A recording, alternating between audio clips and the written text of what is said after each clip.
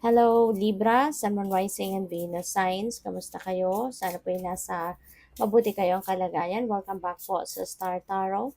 At kung bago kayo rito, welcome din po kayo. Please subscribe, like, share my videos, and leave me a comment kung nakaresonate po kayo. Thank you. So, we have Earth Fairy. Ayan, so there is grounding, Earth, presence, Libra. So, you know what, Libra? Maaari na may mga imbalances na nangyayari sa iba't ibang parte ng buhay ninyo sa ngayon. That's why you're being invited here to ground yourself. Connect with Mother Earth. Connect with uh, Mother Gaia. Okay? Kasi nga naman, matagal-tagal na kayong hindi man lang nakakapag-spend time with nature. Hindi na siguro kayo nakakapasyal man lang sa park, sa beach, mga ganun, or anywhere na merong kayo, sagana, kumbaga sa nature, no? Kasi napakalaki ng epekto sa atin ng nature spirits. When we are spending time with nature, nagaground tayo, nababalik tayo sa sentro, nakakapag-focus tayong muli sa sarili natin kasi it's very refreshing, it's very relaxing to be surrounded with nature. At saka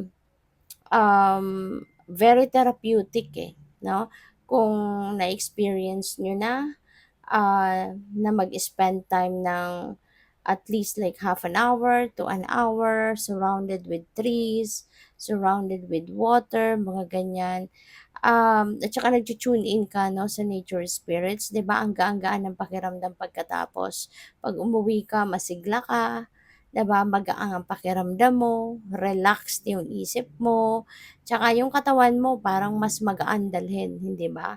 So, yun, maaring matagal nyo nang hindi na i-experience yan. Kaya this is an invitation for you na i-ground din nyo ang inyong sarili. Okay? Para makabalik kayo sa sentro, you can get back to your core. Okay? So, tignan natin kung ano pa ang mga mensahe para sa'yo. We have the peacock vibrancy. Ayan. So, feeling ko dito, yung radiance ninyo, yung vibrancy ninyo will be on display. Siguro, kayo, yung parang lagi kayo yung light of the party, 'di ba? Maybe you are you're so bubbly, yung mga ganyan. Kasi nga, maaring lagi mataas ang vibe ninyo, 'di ba? Maybe you always have that mataas na vibrational frequency.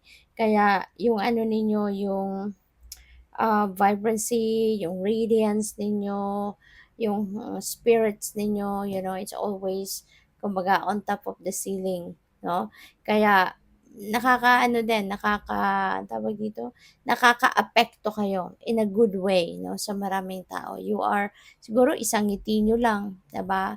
Ang ngitian nyo lang yung isang tao, maaring gumagana din ang pakiramdam nila. Yung mga ganun ba, malakas yung epekto ninyo in a good way sa mga tao sa paligid ninyo.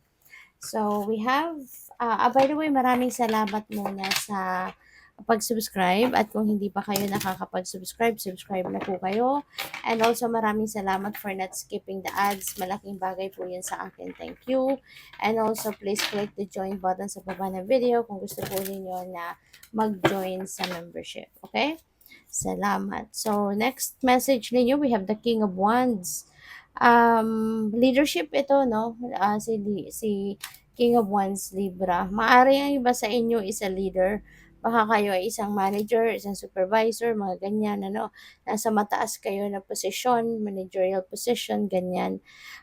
Maaari din na ang iba sa inyo is maybe you are putting up a new business, no, of your own. Baka ito ay home-based business, or po pwedeng online business, no? Maaring walang physical store, no? Pero yun, sa bahay kayo, online kayo.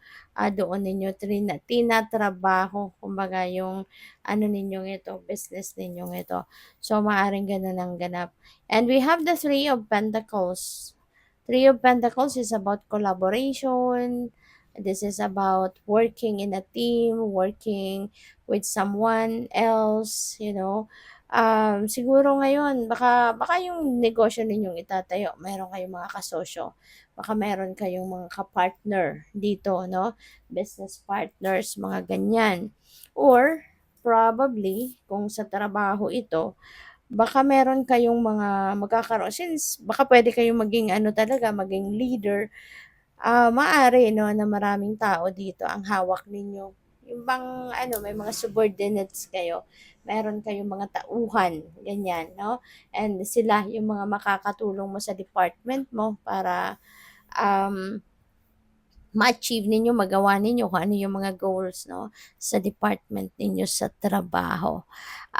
The Lovers, pupuwede na in a relationship ang iba sa inyo dito with someone na maaaring katrabaho ninyo. Baka merong gano'n, 'no? Maaaring meron kayong kaligawan sa trabaho kung single pa kayo, maaaring meron kayong ang iba sa inyo baka karelasyon ninyo, baka boyfriend ninyo, girlfriend, asawa ninyo, mga ganyan, na maaaring katrabaho, 'no? Or maybe you're going to find love, 'di ba? Sa workplace, puwedeng ganyan ang ganap. Yun lang din naman napi-pick up ko diyan. So, maaaring gano'n ang sitwasyon ano.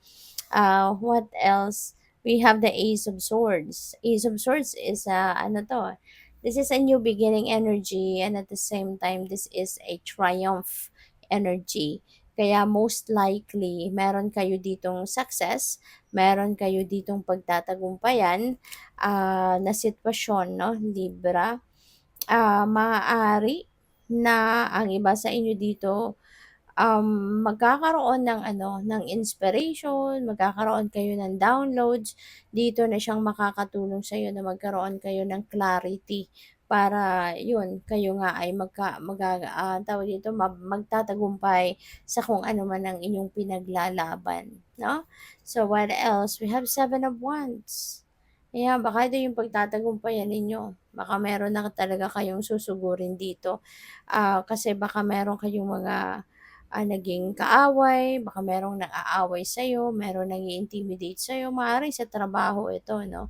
This could be a work situation na meron kayong maaaring merong nag-aano sa inyo, merong nag-i-intimidate, merong kumokontra, ganyan. So, kaya feeling ko baka ito yung mapagtatagumpayan ninyo. Baka, ah, mag sila din 'no, sila yung mga naninira sa'yo, baka sila din yung kusang magbabago ang isip at, titigilan ka na, 'di ba? Titigilan ka na, hindi ka na aawayin, hindi ka na, paparinggan 'no. Maybe they're going to realize, 'di ba? Baka magkakaroon sila ng ano, baka sila ito magkakaroon ng realization, 'di ba, na tigilan ka na at, ano na, just mind their own business kumbaga, 'no, maaaring gano'n ang ganap.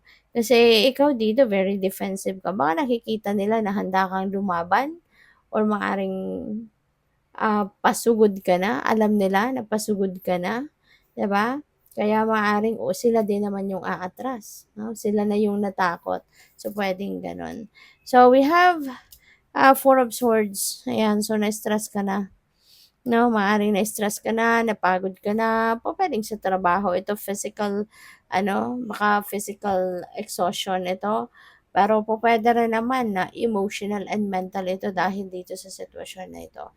Kaya kung gano'n man ang inyong sitwasyon, give yourself a break, okay? Give yourself a break, give yourself time to breathe para na matanggal yung ano mo, matanggal yung stress mo, go for grounding, okay? Para ma-unload mo kung ano man yung stress na nararanasan ninyo, okay? Good luck sa'yo. Thank you for watching. Love and light. Namaste.